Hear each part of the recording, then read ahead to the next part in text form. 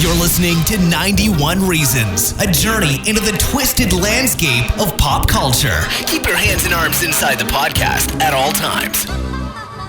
And now, the voice, Jeff Tucker.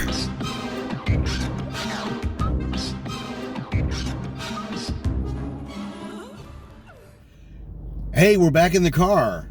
It's early in the morning. I'm out doing errands, taking people to work and getting the day going. And I thought, hey, while we're sitting here, before it's 1,000,000 degrees out here, let's talk about something. And I've inhaled a bunch of garbage over the last few weeks. So let's get into it real quick. It's easy. If you're writing something and in the beginning scenes, in the beginning of the story, the main character or one of the main characters tells you their hopes and dreams. If you don't pay that off at the end, you have not done your job as a writer, a creator of anything. And of course, I'm talking about Loki. As you know, Ryder, my daughter, loves Marvel Universe, so we inhale all the Marvel Universe. We watched every episode of Loki, and so far we've watched every episode of WandaVision and Falcon and Winter Soldier, even though I keep wanting to call it Falcon and Snowman from that movie. But we watched every episode dutifully of Loki because they can't all be bad, right? Yeah, I guess they can.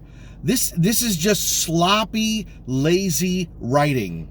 I don't even know why they made this show, other than they needed a way to, the Marvel people, they needed a way to introduce the multiverse concept into the Marvel Universe. And I guess they didn't want to do it in a movie, even though, obviously, Doctor Strange is how you do it. You have a character as a wizard who can open up portals to other dimensions.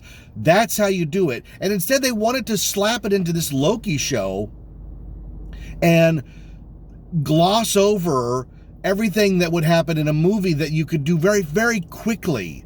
You know, you could have a moment in a movie where the character describes the multiverse and just says, you know, every decision you make has 1,000,000 other decisions, and the multiverse is all those decisions you didn't make, and what if they came to pass? Oh, I got it. Keep running. Instead, Loki goes on and on with as many exposition scenes as they can cram into a show. The show should have been called Loki ... exposition, because they're constantly stopping to explain what's going on. Either characters talking, the clock lady talking as an animated character, their little data pads giving you information, and it's information overload, but it's not in service of any story, because the Loki story is quite silly and paper thin. If you remember in Endgame, Loki steals the Tesseract and vanishes, and that's a jumping off point for what could have been a really good story. And, you know, again, what do we always say on here? You have to review the story you got, not the one you wanted. But the one I wanted was almost a Quantum Leap show where Loki uses the Tesseract to jump into the middle of the fray. So he jumps in the middle of the Revolutionary War. He has to figure out his bearings, what's going on, and solve the problem to evade whoever's trying to get him. You can hear the TVA in it, and as soon as they go to grab him, he jumps again because he can't get the Tesseract to work, and now he's in a space battle, and now he's underwater, and every time he has to get his bearings and solve the day. And you could have 6 mini adventures with an overarching story that goes through of the TVA trying to get him. And instead, we're treated to basically a children's version of Brazil or The Matrix and all these stories that are about bureaucracies and people rising above, rising above the machines, and the machine either being a literal machine or the machine of bureaucracy and paperwork, and I just can't get it right. And everybody's done it better. And it's not the actor's fault. Hiddleston and Owen were doing fairly well given the clunky dialogue they had, and it just didn't make a whole lot of sense. And I wanted to really like it because those actors and those characters they portray are very likable people. And instead, it's just one lame story after another. The story is that the TVA has to prune these branching timelines to keep the main timeline going. But let me see if I understand time travel correctly. In game, when the Tesseract slides over to Loki's feet and he picks it up and he zaps away, he's gone from that timeline. So at the end of the Avengers, the first film, Thor takes Loki back to Asgard to stand trial. Well, that scene can't happen. And eventually along the way of Thor and Loki's story arc, they learn to trust each other, become friends. Ultimately, Loki sacrifices himself to Thanos in Infinity War. Well, none of that happened. Why? Well, because Loki left. And they call him a variant, like he's a variant that left his timeline and his timeline went on without him. Does that mean that, and they never talk about this in the show, they talk about the TVA showing up and eliminating whatever the branching timeline was, right? So that would have been the timeline of the Avengers without Loki being there to be arrested at the end. That timeline gets cut off, right? But the main timeline, where does the Loki come from? If he left that timeline, where does he come from to continue the timeline in the base level timeline? I don't know. That's a question they never answered. And if they did, I was too bored to pay attention and to know what the hell they were talking about. And either way, you got a problem. So Loki leaves there and then goes to the TVA. We don't know about how that other timeline worked out. We have no idea. They don't ever tell us other than it was pruned and they dropped these grenades that disintegrate reality. And he's told that they're going to need him to solve the crime of some other variant that's going around causing mischief. Okay, that's an interesting storyline. Turns out it's another Loki from another timeline where Loki was a woman. So we have a variant of Loki from the main timeline and a variant of Loki as a woman who we've never met before. Okay, again, we're leading into what could have been a great story if they would have given them something to do. But they gave them nothing to do. Nothing at all. They just meandered. In one episode, they sit on a train and they talk for 40 minutes. More exposition of who they are and where they've been. And they're, again, it's dumb. And we're talking about hopes and dreams. I raced past that, just like the producers of the show. But if Mobius, the Owen Wilson character, tells you that his dream in life is to ride a jet ski, he's got to ride a jet ski before the show ends because we're rooting for him. We, the audience, are rooting for Mobius to have his dream come true, especially when we find out late in the game that for whatever reason, the TVA, the people who work for it, have been kidnapped from their timeline, their minds erased, and forced to work in the bureaucracy. What? Well, that makes Mobius even more sympathetic, so that when he turns and helps Loki at the end, he's even more sympathetic because he's a stranger in a strange land. He's out of time. He's out of his place. He's out of everything. He should get what he wants. But he doesn't get what he wants. In fact, at the end of the show, Mobius's character is reset into another alternate timeline where he doesn't even know who Loki is. This is sloppy storytelling. And if you're going to write a story and create the show that's about time travel and how time travel works, you better lay it out. And for God's sakes, you have a cartoon clock that can show up at any time and go, hey, everybody, here's what's going on in the story. And they don't even use it really for that. I was lost through most of this show. The ideas are so convoluted and so wishy-washy that even the producers seem, well, we don't know. Let the audience figure it out. That's not good enough. Not good enough at all. They put Loki in a holding cell where he keeps getting kneed in the crotch by one of the characters from the first Thor movie because that was a moment in time of his life, so he's going to relive that over and over again. Well, that's great, except, why would anybody stand there for that? Would you stand for if you knew someone coming to the door was going to knee you in the nuts? No, after the first try, you go, whoa, I'm not doing this. And if you can't best them in combat, you would avoid the nuts area being left unguarded for this woman to knee, okay? This is all rudimentary storytelling, and it's all told very strangely. Like, the characters don't act like real people. They act like characters in a crappy show being forced to make bad decisions to keep the story going, and that's not good. They have this body switching moment in episode 2 or 3 where the Loki variant can jump into your body and take over. That's never explored. It's just sort of thrown by the wayside. I don't know.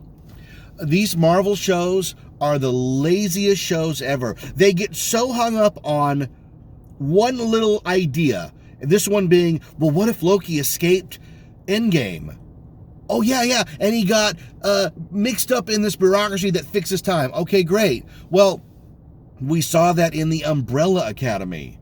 Like, these are Umbrella Academy, Adjustment Bureau, even Dark City to some degree, The Matrix. This has all been done before and been done better.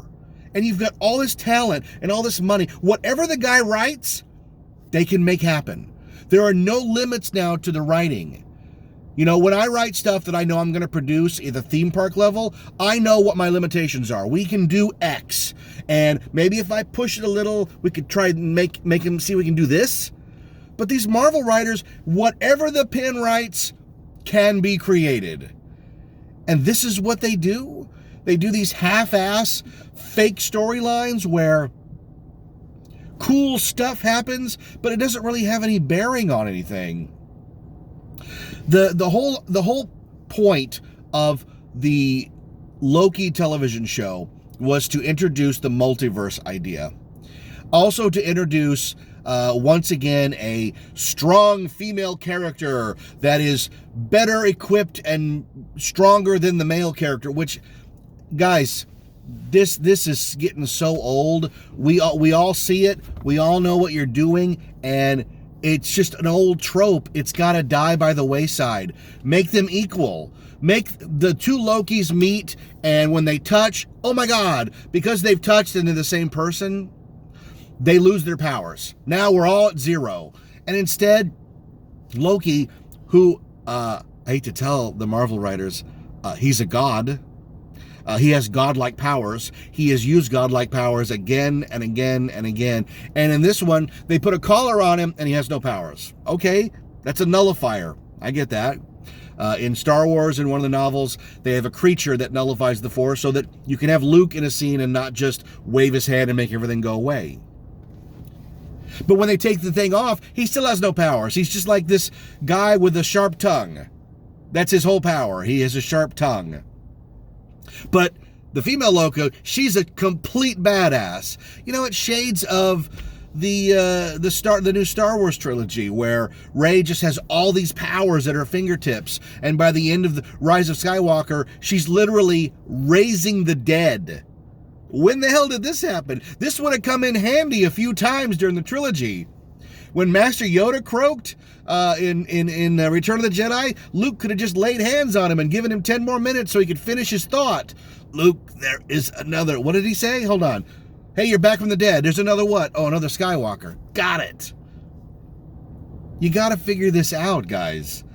But the female Loki just has all these powers. And again, let's remember, in the context of your show, not my show, your show, the two Lokis are the same person. Loki is Loki, and Sylvie is Loki, but they're the same person from different realities. There was an episode of 30 Rock where Alec Baldwin's character, for whatever reason, there was a time loop or something. There were 2 or 3 of them in the same scene.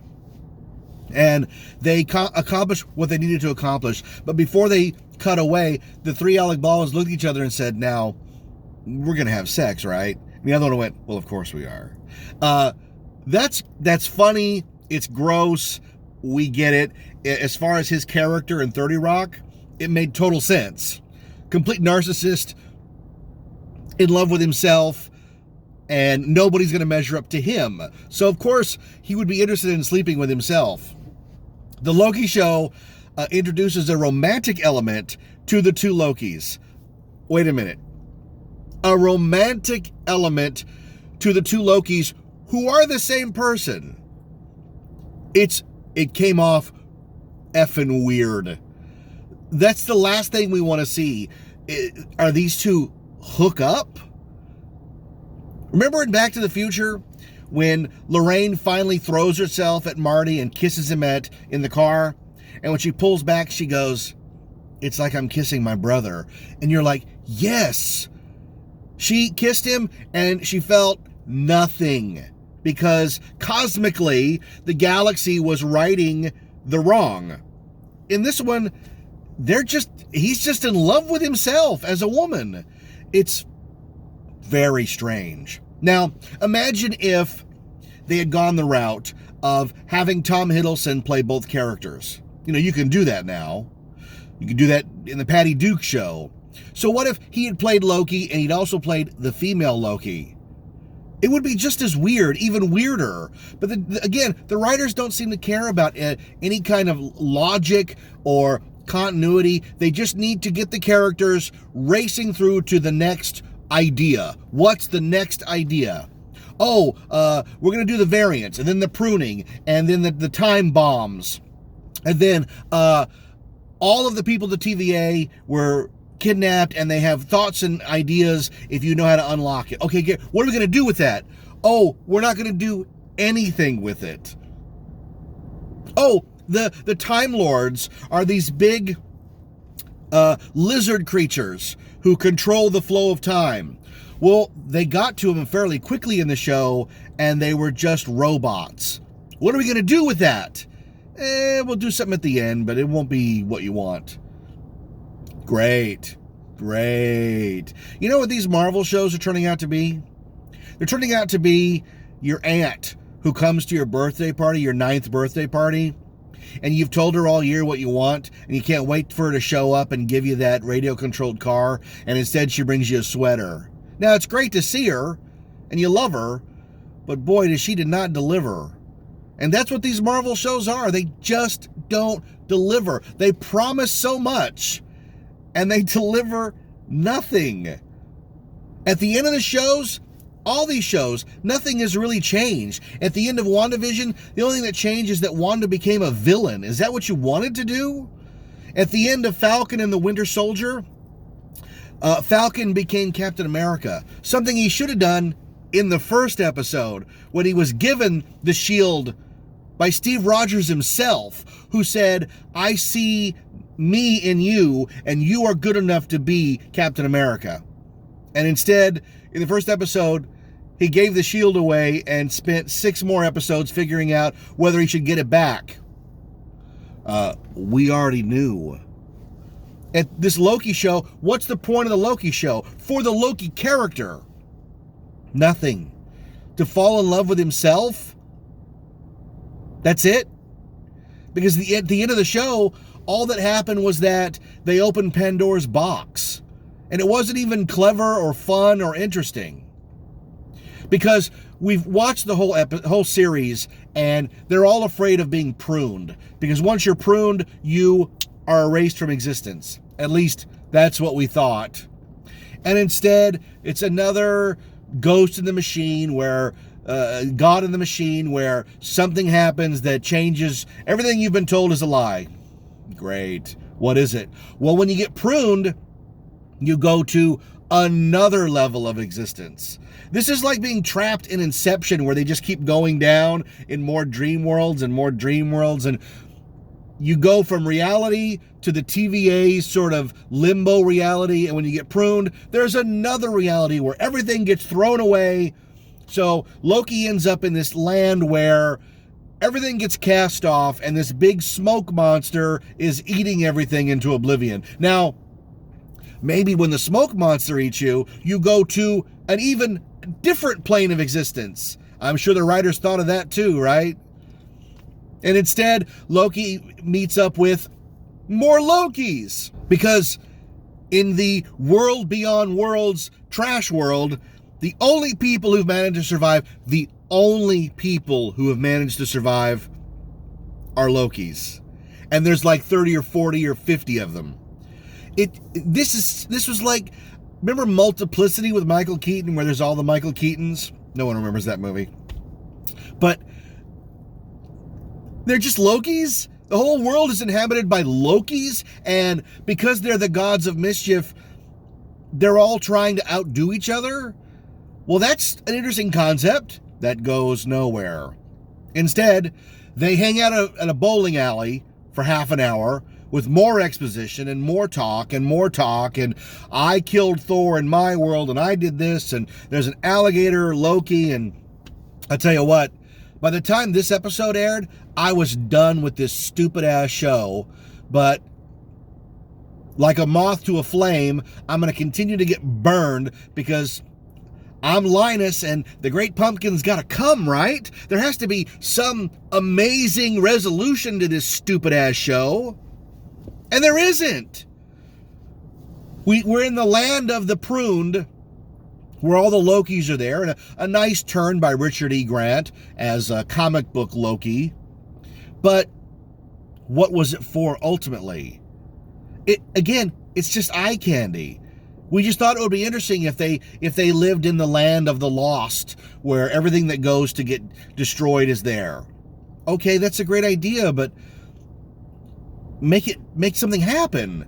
Like, this is like the ending of Time Bandits, and Time Bandits 40 years ago did it better with, no digital effects, all practical. This one, they just revel in what would be cool if, but not won't it be cool when, because there's no win. There's no win. So Sylvie gets pruned, and Mobius gets pruned, and Sylvia's locked in a bus or something. I don't remember. It's just stupid. All I remember is that she needs to get saved by Mobius, right? So Mobius drives up in what looks like the Pizza Planet truck from Toy Story and picks her up. And then all our characters are converging. They're all converging. We're finally going to get together with Loki, Sylvie, and Mobius. And they're going to do something, right? But if you're not going to do a real ending, like end the show, they're never going to end these effing Marvel shows. That's the worst part, is going in, they're going to be open-ended. So it's all a big stroke until the end, and no finale, no nothing at the end, no denouement, no resolution, no closing. And in that aspect, maybe it really is Marvel Comics, because the comics rarely ended things. It resolved a story, and then the next page began the new story. But see, they don't even do the page of resolve. They really don't. If Sylvie had shown up in the Land of the Lost, and the sky opened up and water came down, right? Do it surreal. Do it Salvador Dali. Like, she's in this wasteland and she's trying to get out of the bus, and then the sky opens up and like purple water rains down and is filling up the bus, right? She has to get out of the bus. She climbs to the top of the bus and the water is seeping, and she's about to be drowned. Then Mobius shows up. And how does he show up? On a freaking jet ski. And he says, "Get on, let's get out of here." Isn't that the story? Isn't that what you told me you were going to do? Not what I want to do. This is what you told me you wanted to do. The guy talked about a jet ski. And you're never going to put him on a jet ski in this show. That's ridiculous. That's the end of Search for Spock. And Kirk goes, "Well, we couldn't find him. We couldn't find him." They would never do that. Because you'd ask for your money back. But this Disney Plus shit, you don't ask for your money back. You go, well, maybe the next one will be better. Is that pop culture now? Is pop culture us in a never-ending cycle of maybe the next one will be better? Yeah. So, Sylvie and Loki defeat the smog monster with the help of comic book Loki, and everybody decides to stay there. They decide to stay in the land of the lost. That was really stupid. They had a way out. They're like, no, we're going to stay here. Nobody would choose to stay in Jumanji. Like, they would, if there was a way out of Jumanji, they would get out of Jumanji because it's a terrible place. And not only is it terrible, but you never know what's going to drop out of the sky next because it's pruned items from 1,000 timelines. It could be a tank, it could be a dragon, it could be an army of the dead, and they're like, no, we're going to stay here in our bowling alley, and you're just going to hope that enough food drops out of the sky to keep you alive? See how many questions you have about this? You can't set up something this weird and random and not either have them escape or explain it. I don't know. Show a portal where it's just animals coming through and then they just slaughter them each time for food. Nah, that's too much work. No one cares about that, Jeff. No one thinks about it. You're thinking too much. What is the old saying? No, you have to turn your brain off. Oh, I have to turn my brain off to enjoy it. That's real great. So they finally get to the castle of Wizard of Oz. And who shows up? The stupid clock. Like the stupid clock shows up in the land beyond lands.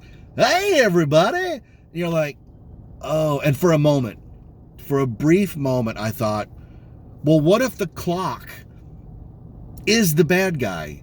What if they have to have the finale facing off against the clock, an animated clock? That might have saved this show. That might have been so freaking weird that it saved this show's bacon. Well, of course they didn't do it. Instead, the bad guy is basically a redo of the architect from Matrix, what's the second Matrix? Reloaded? Where this guy's gonna literally sit and spend 30 to 40 minutes explaining the plot of the show. This is by far one of the laziest sequences in any property I've ever seen. This was just simple. It's too much story. There's no fun way to tell it. So he's gonna sit at his desk and explain the plot of the show to you, and explain the multiverse concept. Who greenlit this? The actor is a fine actor. He's doing the best he can with this horrible material, but it was tantamount to a timeshare speech, a sales pitch, because it was just so dry. I was in the multiverse, I was a person, and then I'd found the multiverse, and then I found my other versions of myself, so I went about killing my other versions of myself, and in doing so, I started a war between the universes, and then the war between the universes became so bad that I decided to fix all the war between the universe by uniting them into one timeline that I decided was the truth. Like, are you kidding? Are you kidding? This is what the show's about? And like Pandora's Box or my favorite Twilight Zone episode, the one where the guy shows up in the middle of nowhere and these monks have the devil locked in a room and he's guarded by a shepherd's crook, and they go, look, you can do whatever you want, just don't let the guy out of the room by removing the crook. And the guy's like, the guy in the room's like, you gotta let me out of here, please, let me out. And he lets him out, and like, you let the devil out. And that's 23 minutes of a television show in black and white with no special effects. And it's 10 times more impressive than this guy saying, I'm Kang the Conqueror, and I've been waiting for you to come to kill me, and I know what's going to happen, so you can't kill me until I let you kill me because I'm controlling everybody's destiny. Well, what if the Lokis, instead of playing his game, what if they'd played their own game? What if they'd killed themselves? Like, where do you go from nowhere if you kill yourself? These are better questions than Sylvie killing Kang. Like, that's the whole show. The whole show was basically Dorothy being upset from having to be plucked out of Kansas and leaving Annie M. And when she gets to the wizard, she kills him. That's the plot of this show. You can take it all away, but it is a character who is angry at having been torn from her family, so she lashes out and kills the Wizard of Oz. And does the Wizard of Oz, in this show, does Kang rise up into showing you his true form and become like, I told you this would happen. If you did what I told you not to do, this was going to happen? No, they don't show any of it. I'm sure it's in one of their upcoming bland movies. Nothing happened. The characters went on a full story arc and nothing changed. They killed Kang, but we never saw why that was bad. Nothing collapsed. Nothing fell apart. Instead, Loki gets thrown back into time at the TVA where nobody knows who he is. I can't believe this stuff passes. I can't believe it gets past the paper level. Like, somebody writes it, and I say paper when I mean, computer. Somebody types this out, and the powers that be go, nice job, Chuck. It's going to rock. And nobody in any meeting goes, just, hey, can I put my hand up? Nothing happens. You have all this stuff going on, but nothing happens of weight to the characters. Oh, I'm sorry. They finally kiss. Oh, that's it? We were building towards the characters that are the same person making out with each other. Wow, hey, nice job, guys. Nice job. What is it? It's some form of incest, right? Is it one-cest? It's one-cest. Instead of incest, like you're related, it's one-cest because you're the same. Wow, that's great, guys. Nice job. I'm so glad I devoted 7 hours or whatever of my life to this. When I work on my stuff, like my personal books, I agonize. I agonize over every plot point making sense, every thread being paid off, as much as I can. You want the reader to go, oh, that's why that was in there. And oh, the character finally got his jet ski. But it was not in the way I expected. It was in a new way, and it was unexpected, and it was fun. These shows have fun elements, but they don't service the story. They only service fun. And that gets old after a while. You want something to matter. Like, the reason Infinity War and Endgame are so good is because there were consequences. Things happened. Thanos got the Infinity Stones and snapped people out of existence. And then they had to go back in time and get the stones. And in the end, Doctor Strange said there's only one solution to this, but if I tell you, it won't happen. And he knew that because Tony Stark had to make the sacrifice on his own. I'm Iron Man. Boom. That's good storytelling. That's a payoff. These new things don't pay off. Nothing happens of weight. And the characters don't act like real people. Nobody does things normally. Everything's weird and it's forced. The word I'm looking for is forced. Everything is forced in these shows. They force the plot, they force the characters, they force the fake resolution at the end, which is never really a resolution. And they just expect people to lap it up. And eventually, now that they've lost Chris Evans and Robert Downey Jr., they got to pick up the pieces and find the rest of the Marvel Universe and make it count. And it doesn't seem like where we're racing to is anywhere I want to go. It just isn't. And that's unfortunate because there's a lot of talented people involved, a lot of big ideas, and again, that pen that can create anything. Whatever you write, can be created. Digitally, you can do anything now. You're only limited by nothing.